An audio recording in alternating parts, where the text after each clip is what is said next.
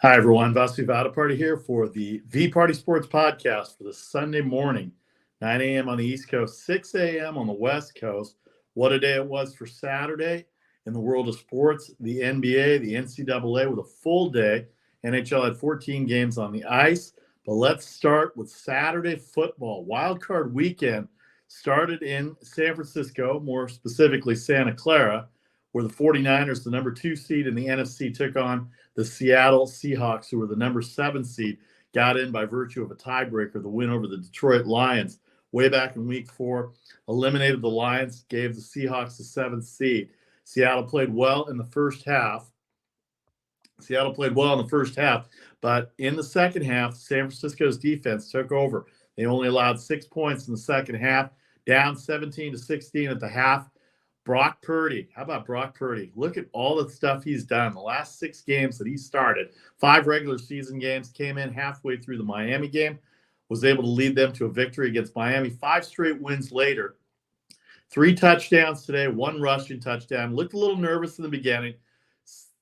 Took a 10-0 lead over Seattle. Seattle came back with a touchdown, a field goal by Robbie Gould, and then a touchdown from Geno Smith to DK Metcalf. By the way, I give Geno Smith a lot of credit this year for taking every snap under center, the Pro Bowl quarterback, resurrecting his career with the Seattle Seahawks. Had Jen Mueller on from Seahawks Radio the other day on the podcast, and she talked about how much of a difference Geno Smith made, and this is on the heels of Russell Wilson being traded during the summer from Seattle to Denver. They got a lot of draft capital. They got players back, and they look to be a team on the rise. Pete Carroll taking this team to the playoffs. They had no chance of winning 5 to 6 games coming into the year, but the old dog Pete Carroll found a way to do it. Defensively, they leaked oil during the year, but offensively, they were pretty good. Geno Smith had a lot to do with that. They started out 6-3, lost their next 3 out of 4, ended up at 7-6, and then went 2-2 to close out the year. So 9-8, they come into the playoff game, had a 17-16 lead at the half. Smith to Metcalf, Walker the third had a touchdown, and before you know it, a Jimmy Ward penalty right before the half gave Jason Myers a chance to give Seattle the lead. It was 16-14 at that time, but then the second half, 49ers took it down the field. They opened the kickoff with a touchdown. They were able to get another field goal, a couple more touchdowns later. Deebo Samuel was awesome, 6 catches, 133 yards, the 74-yard touchdown. Catch and run. He had big catches, 6 catches for 133 yards. Christian McCaffrey, I told you the key to the game, 119 yards rushing, the big run to open the game of 47 yards. I think it was 47 yards, something like that. But anyway, 119 yards total for Christian McCaffrey. Elijah Mitchell had 2 touchdowns for the 49ers as well, too. And they go on to win 41-23, easily covering the 9.5 or the 10. Depending on what you had. It was 10 yesterday morning. By the time the game happened, a lot of people had some money on the Seahawks. But even then, and it looked good, 17-16 for Seattle at halftime, at a plus 9.5 for 10, 41-23 San Francisco, as they once again shut down the opposition in the second half. All right, let's get to the game of the day in the NFL. Wildcard Saturday night in Jacksonville, a miraculous comeback by Trevor Lawrence and the Jacksonville Jaguars. Doug Peterson called a masterful game in the second half. Bad luck, really, for the Jaguars. I know Trevor Lawrence looked bad. I watched every play of that game. 4 first-half interceptions. They were down 27-0 before they scored in the final minutes of the first half. Made it 27-7. They held the Chargers. They held the Chargers out in the first possession of the second half. They were able to rally, and before you know it, it was 30-20. Late in the game, Lawrence moved him downfield. He had good running by ETN. Christian Kirk was outstanding. He caught a touchdown pass to make it 30-27. Joey Bosa got an unsportsmanlike conduct penalty on what he thought was a false start, complained too much. They took the penalty on the extra point, got to the 1-yard line where Trevor Lawrence just sneaked the ball over like that, sneaked the ball over the goal line to make it a 2-point game. Now, right there, if you had Jacksonville to begin with at plus 2.5, you're already covering, and all you had to do was get the ball back. And sure enough, they get a sack, they get a false start, they get 2 short plays, go out basically on 3 and out, and get the ball back. And sure enough, Jacksonville gets the ball near midfield. They go down on a couple plays, a 4th-and-1 play from the 38-yard line, a wishbone offense, 3 backs in the backfield on 4th-and-1. And you would think in today's NFL that they would just push Trevor Lawrence forward.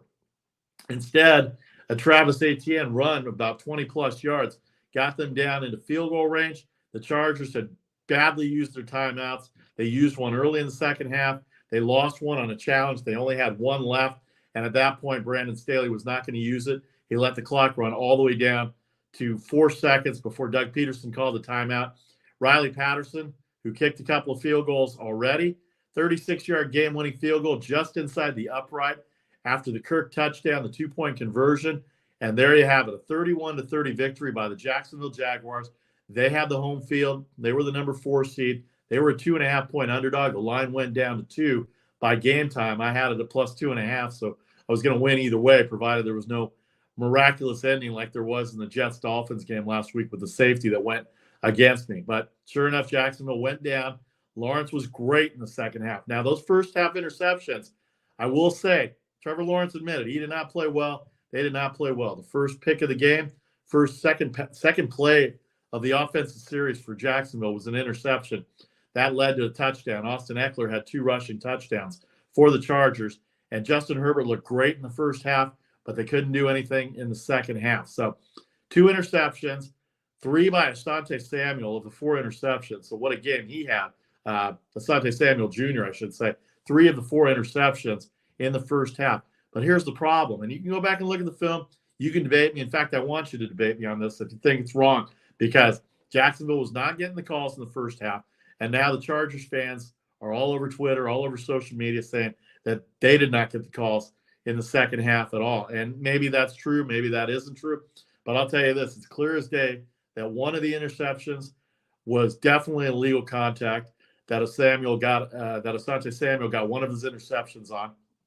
And then there was a pass interference call that did not get called in the end zone as well. And there was another helmet-to-helmet on a sack, on a throw by Lawrence. It wasn't a sack, but it was a helmet-to-helmet by Derwin James, who came in on a blitz to Lawrence. The pass went incomplete, but they did not call the 15 yards. And that could have really debilitated Jacksonville going into the first half. As it is, they were down 27-7.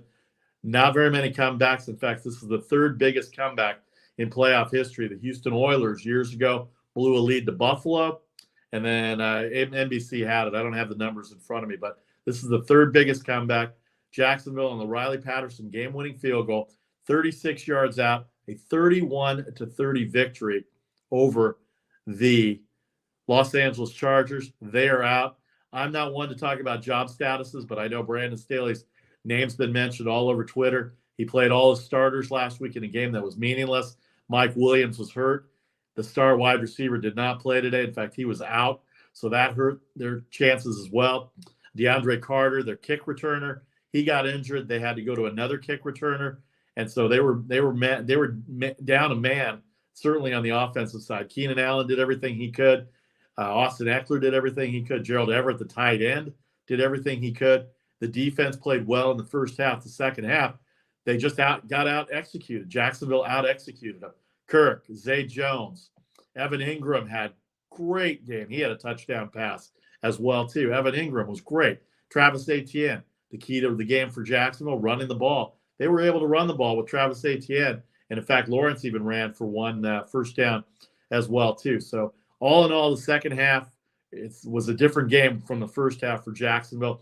They wait and see who they play tomorrow after the 2 AFC games tomorrow, Miami, Buffalo, and then Baltimore and Cincinnati. They reseed. The NFL reseeds after every round. So if the Ravens or the Dolphins win, then the Jaguars will go play the Buffalo Bills next week. If they win their game, if they win their game, they'll have a chance to play the Buffalo Bills. If all the top seeds win, then Jacksonville will go play Kansas City next week. So in other words, if Miami wins or if Baltimore wins, the lower seed, they'll be lower than Jacksonville. So they'll get Kansas City, and Jacksonville will get the next game. And in fact, if Buffalo loses and Cincinnati loses, Jacksonville could get another home game. And wouldn't that be something if they get they won't get the Miami Dolphins, but if they get the Baltimore Ravens, they've already beaten the Ravens once this year. They beat them on a 2-point conversion and a late turnover by Lamar Jackson.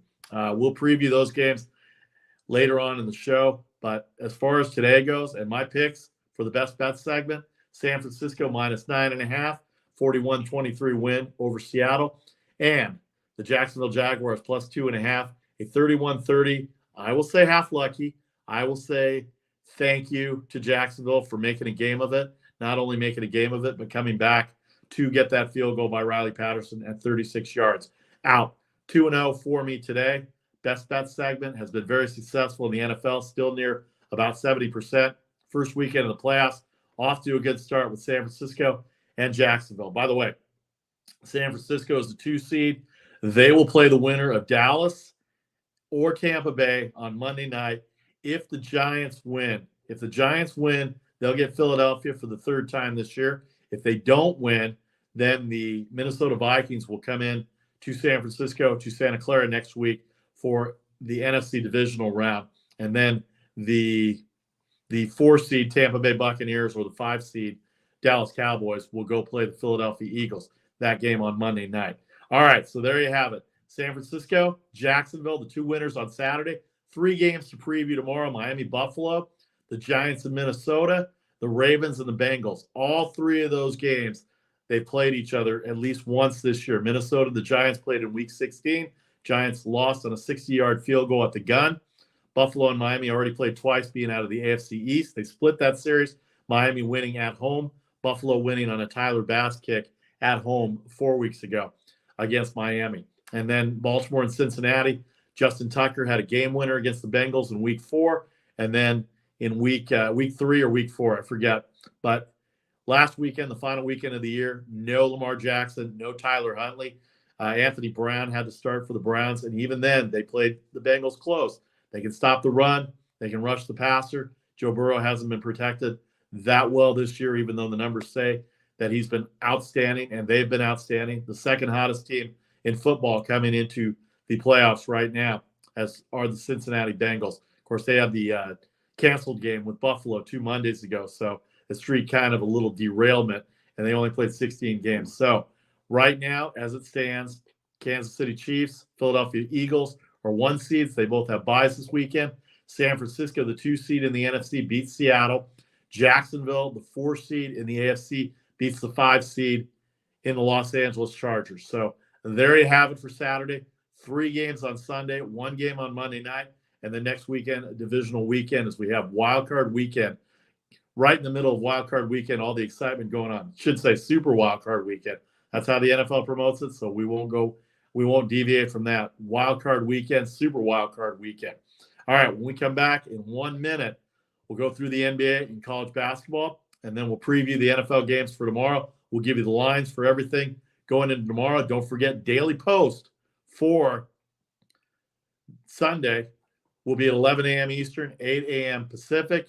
It's late night, early morning, depending on where you are. A little after 6 o'clock on the West Coast, a little after 9 o'clock on the East Coast. In about an hour and a half, we'll have the Daily Post at 11 a.m. Eastern, 8 a.m. Pacific. All of Sunday's action in the NFL, the NBA, the NCAA, and a little bit of hockey as well, too, on this Sunday version of the VPartySports Podcast. I'm your host, Vasu Vaddiparty. Back in 1 minute.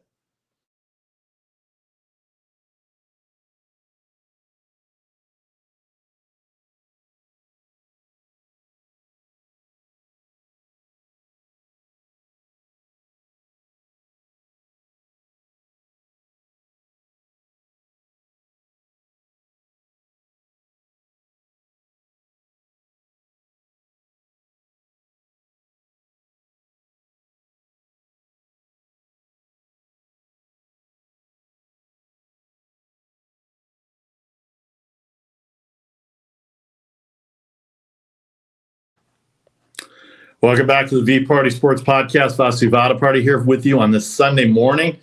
Wildcard Saturday, the San Francisco 49ers throttle the Seahawks in the second half, 41-23. Let me give you some more numbers now that I have them with me. Mitchell, a 7-yard pass. He had the 1 touchdown. Deebo Samuel, 74-yard pass. This is in the fourth quarter. This put it away. Robbie Gould field goal, a 31-yard field goal. DK Metcalf caught the touchdown late in the game, had 2-point conversion, failed, and that worked out well because at that time it was 18, so there was no chance of a backdoor cover if you had the San Francisco 49ers. McCaffrey had a touchdown pass from Purdy after the big run, 3-yard pass there. That made it 10-0. Walker the third, and then a Gould field goal. Metcalf 50 yards, a Gould field goal, a Myers field goal from 56 to close out the half, and then Brock Purdy with a 1-yard run to open up the third quarter. They handled that drive for 7 minutes and 15 seconds to open the third quarter, and it was capped off by the Brock Purdy quarterback sneak. Then Mitchell, Samuel, and Robbie Gould again, 41-17 at that point. Window dressing for Seattle, DK Metcalf, a 3-yard pass, 41-23. Niners await who they'll play next weekend. If Minnesota wins, it'll be Minnesota coming out west. If it's the Giants, then they'll face the winner of the Cowboys and Buccaneers, who play Monday night on ESPN, 5:15 Pacific time, 8:15 on the East Coast. Chargers and Jaguars, some of the numbers, 27-7 at the half, 24-3 in the second half for Jacksonville. Eckler a 13-yard run. Dicker a field goal. Eckler another 6-yard run. Everett a 9-yard pass. This was after an interception that made it 24-0. Dicker a 23-yard field goal. Evan Ingram with 24 seconds left made it 27-6. Patterson added the extra point. Marvin Jones opened the third quarter with a touchdown, 6 yards, 27-14. Dicker on a 50-yard field goal, 30-14. And then Zay Jones wide open, 39-yard pass, made it 30-20. They went for 2 at that point. That failed.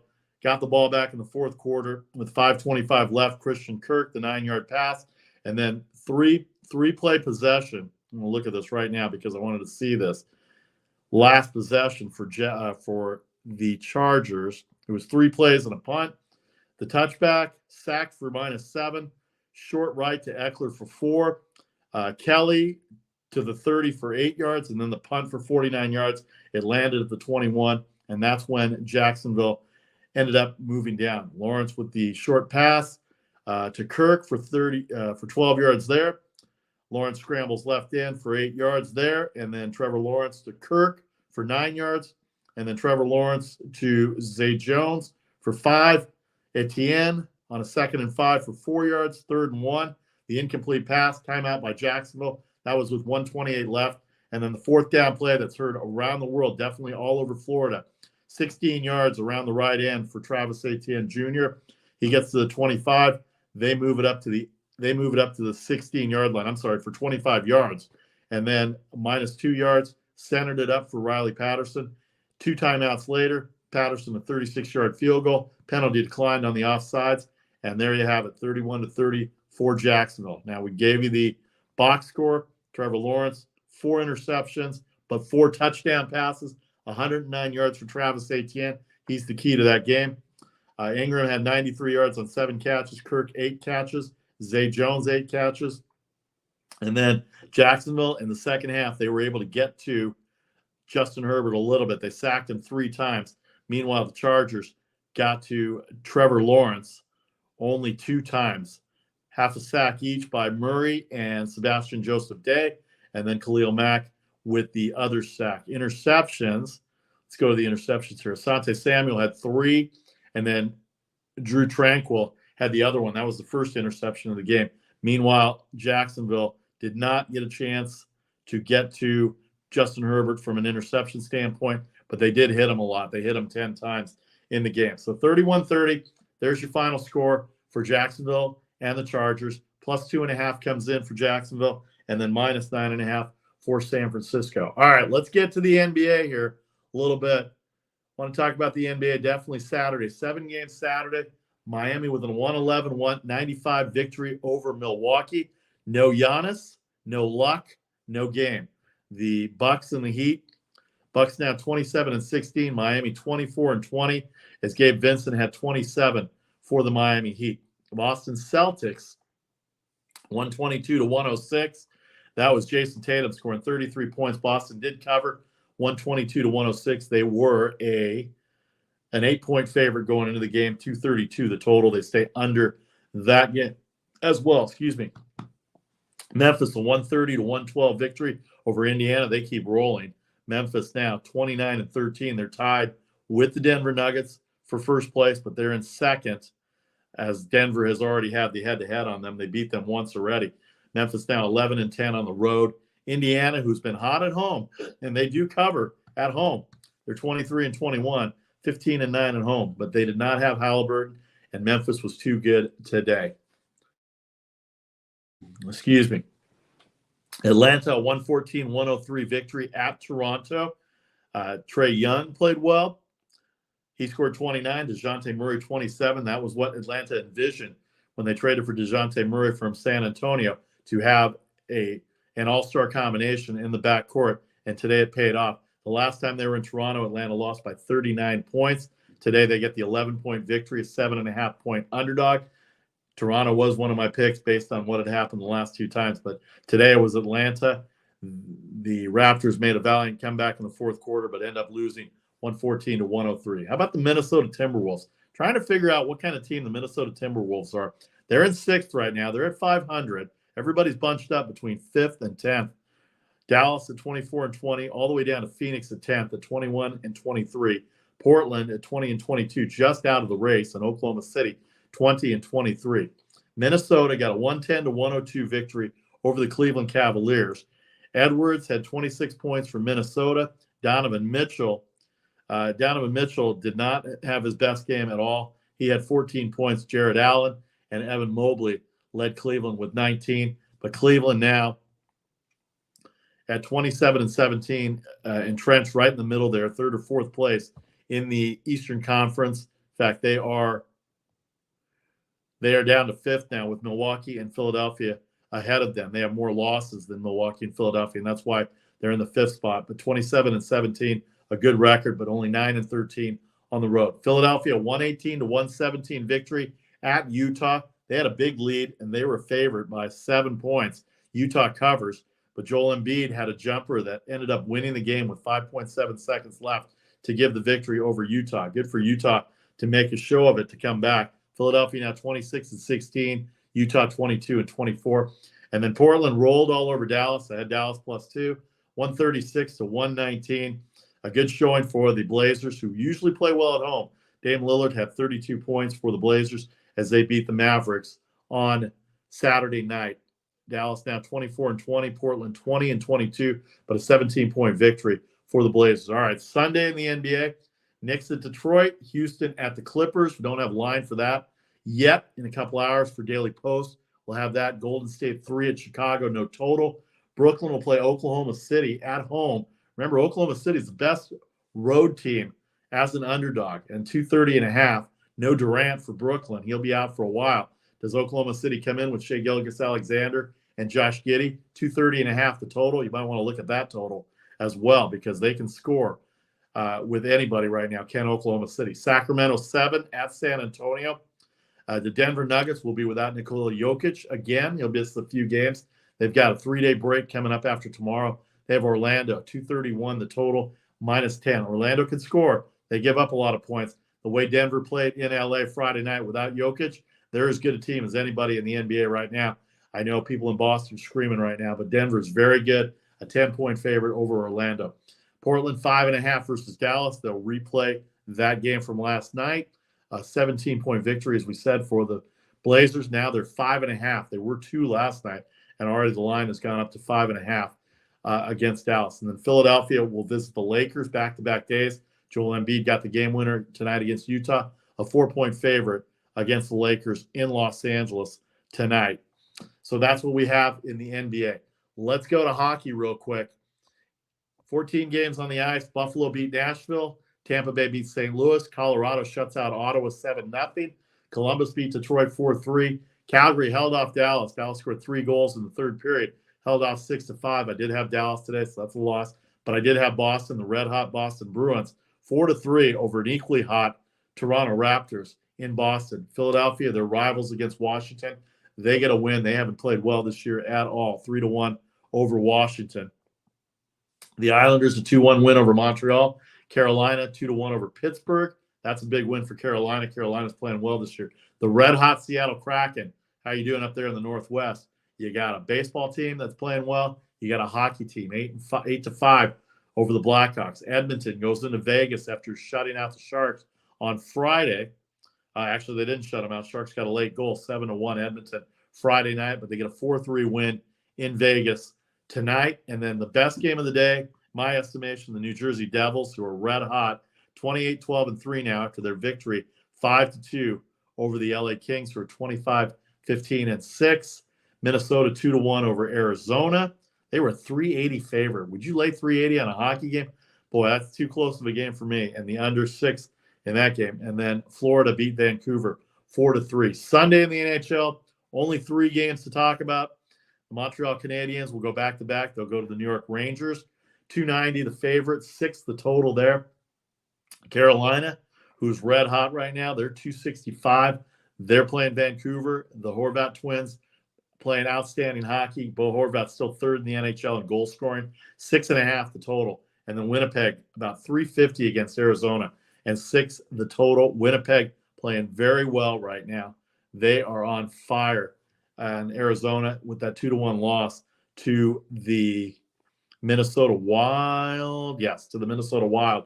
But they will come back and play tomorrow with the Winnipeg Jets. And that's going to be a tough matchup for them. A lot of heavy favorites in hockey. It'll be pretty tough to take. Do you see any underdogs there? If you see any underdogs in the 3 games, let me know on Facebook, Instagram, and Twitter at VPartySports for the NHL picks as well. We have NBA as well. All right, one more break. We're going to hit the NCAA. Conference play abounded all day Saturday. We'll hit that for a few minutes before we preview Sunday's matchups for the NFL. This is a VPartySports Podcast. I'm Vasu Vaddiparty. Thank you for joining me this early Sunday. If you miss any of it, if you miss any of the broadcast now, replays coming up for the next few hours until noon Eastern. Look forward to hearing your comments, seeing your comments on Twitter and Instagram and Facebook. Vasu Vaddiparty here with the VPartySports Podcast. Back in 1 minute.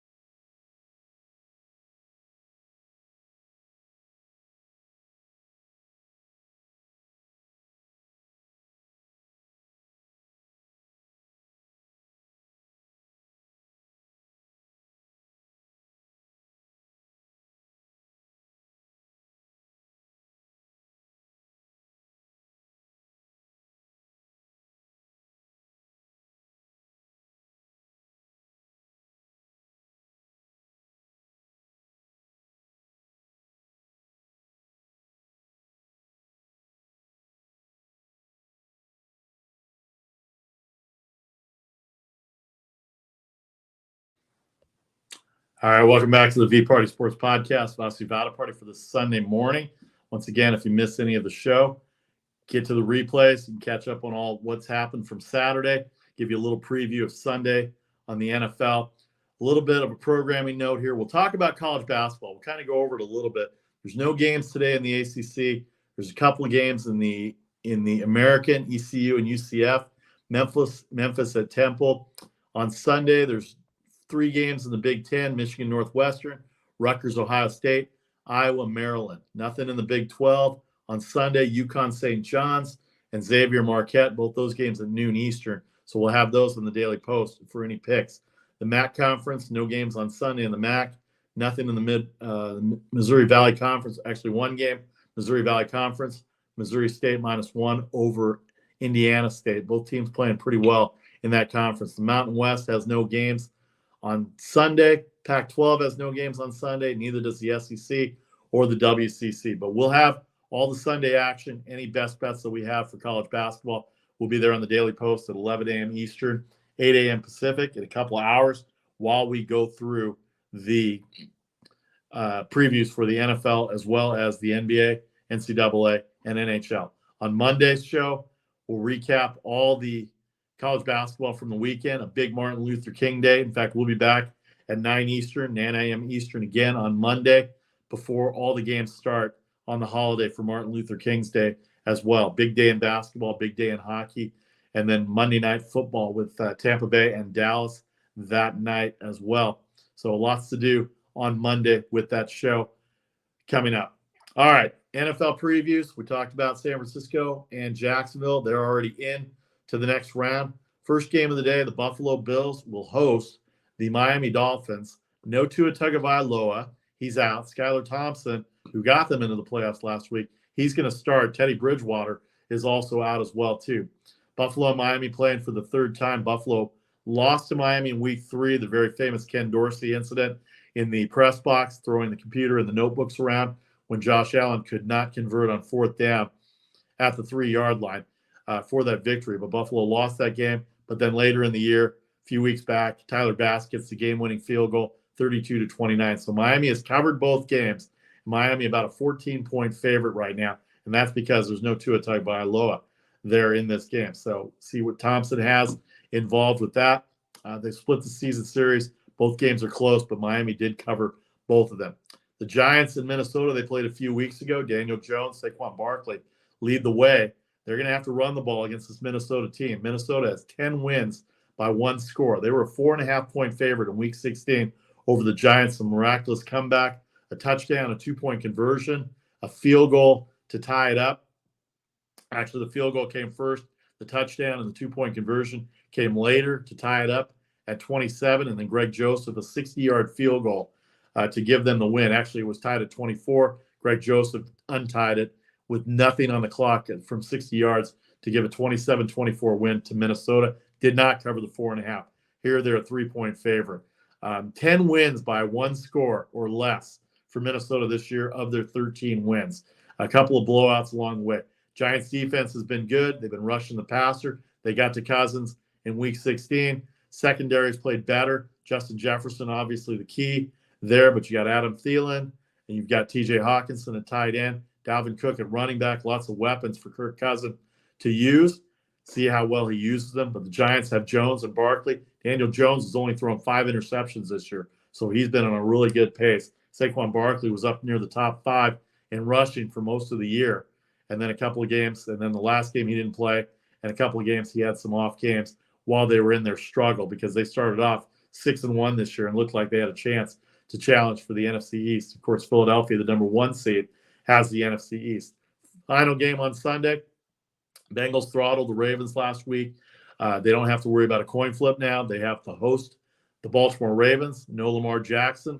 Tyler Huntley still questionable, but it looks like he's going to play. Anthony Brown started last week. Cincinnati has to protect Burrow. Baltimore has to run the ball. Baltimore has to get to Burrow. He's been sacked a lot this year.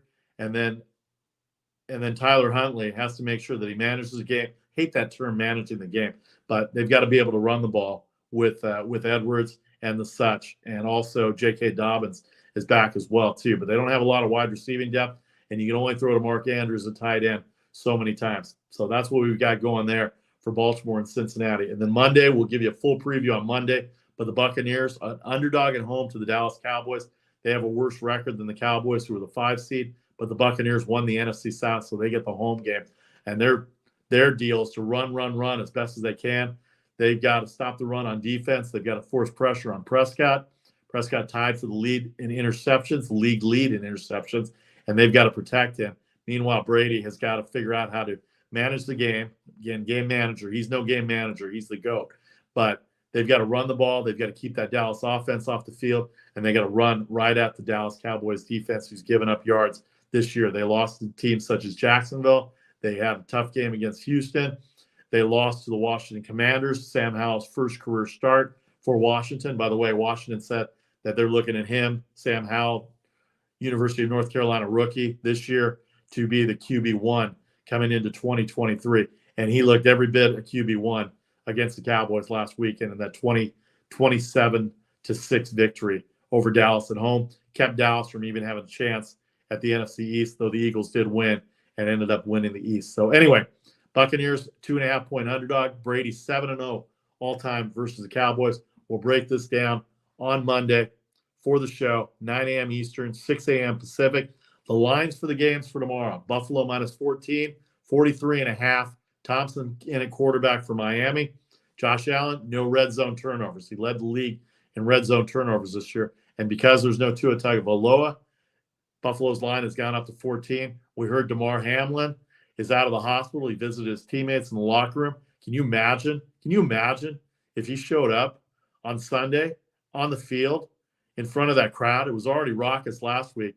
And what a storybook script that was with Nyheim Hines running the kickoff back 2 days after getting the word that DeMar Hamlin is going to be okay and that he was breathing on his own. 14 and 43.5. Giants and Vikings played each other. Vikings -3 and 48 the total. Could be a high-scoring game. Depends on the weather. Don't see it being high-scoring. Giants have to try and get Barkley active. Daniel Jones cannot make mistakes, and they've got to pressure Cousins. The defensive secondary has been really good the last 5 weeks, so they've got to figure out a way to shut down Justin Jefferson, Adam Thielen, TJ Hawkinson at the tight end spot. Dalvin Cook running the ball as well, too, has been a big factor for Minnesota. And then Matson near the goal line in the red zone has been their touchdown maker. Cincinnati 8.5 versus Baltimore. No Lamar Jackson, 40.5 the total. They lost last week, but they were one score away from covering that 9.5-point spread. This line started at 9.5. It's now down to 8.5 for Cincinnati. Don't underestimate Baltimore. They can put pressure on the quarterback. They've got enough game in them with their skill positions to be able to make this a game. But the key is on defense for them to be able to contain those wide receivers in Higgins, Boyd, and, of course, the great Jamar Chase. You stop those three guys, you figure out how to bottle up Joe Mixon, you might have a shot at winning this game. John Harbaugh is no dummy. He's been around this game a long time, and he'll figure out a way to try and slow down that Cincinnati offense, who's been red hot. And then Monday night, Dallas to 2.5. This, to me, is a bad line. I mean, I might as well just give this to you already. If Dallas is going to be favored on the road the way they played, they have not played well on the road. Tom Brady's 7-0 against Dallas. I would tell you that Tampa Bay is going to cover that 2.5. The only other time they were an underdog was to the Bengals earlier in the year. They were at home. They got off to a big lead, but defense could not hold the red-hot Bengals at that time, and Cincinnati ended up routing them. But I cannot see Dallas with their offense the way it's been sputtering the last few weeks. Prescott with the turnovers. Pollard, the leading rusher against Washington, only 19 yards rushing. Where is Ezekiel Elliott for the Dallas Cowboys? He's one of your top runners. I thought this was a tandem running back crew. I guess they didn't use him because they were down big and they had to pass a lot. But I have to say, you got to find Ezekiel Elliott somewhere in this game to help you balance the run-pass distribution for the Dallas Cowboys. But that's Monday night. We'll preview all that. We'll have all the injury reports. Buffalo, Miami, 1 o'clock Eastern on CBS. Minnesota, 3 versus the New York Giants, 4:15 on Fox. Cincinnati, 8.5 versus Baltimore in Cincinnati, 8:15 on NBC tonight. 49ers win. The Jaguars come back from 27-0 down to get a game-winning field goal. They win. They await to see who they play next weekend after the games on Sunday. We'll let you know all about the games. We'll talk about the NBA. We'll get the NCAA in action. Big games on Monday morning, West Coast time anyway, for the NCAA. Hockey will have morning and afternoon games as well. And, of course, the NFL game on Monday night, 8:15, ESPN and ABC for Tampa Bay and Dallas. I'm Vasu Vaddiparty. Once again, we'll be back Monday, 9 a.m. Eastern, 6 a.m. Pacific. If you miss any of it, you get the replays following up until tip-offs for the college basketball. The NBA with Martin Luther King has a full schedule as well, too.